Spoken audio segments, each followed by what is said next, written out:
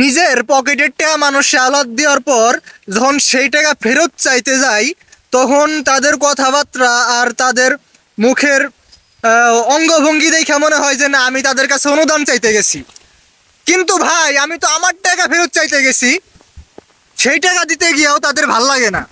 মানে তার টাকা তো না, সে আমার কাছ থেকে ধার নিচ্ছে, ঠিক আছে, সে আমার টাকা আমারে ফেরত দিব, এটাও তাদের কথাবার্তা আর আজকে না কালকে, কালকে না পরশু, মানে শুনে দেখে মনে হয় যে আমি তাদের কাছে আমার পাওনা টাকা চাইতে যাইনি, আমি তাদের কাছে অনুদান চাইতে গেছি যে ভাই আমার দিন চলতেছে না, আমারে কিছু চালাও।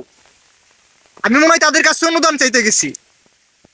ভাই, মানুষের সম্পর্ক নষ্ট করার জন্য, মানুষের বা বন্ধুর বন্ধুর বা ভাইয়ের ভাইয়ের সম্পর্ক নষ্ট করার জন্য টাকা পয়সার লেনদেন যথেষ্ট।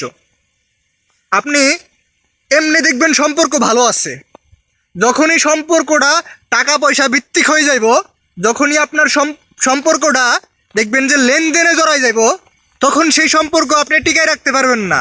যদি আপনার লেনদেন ভালো না হয়, যদি আপনার কি বলে যে কথা মতো কাজ না হয়।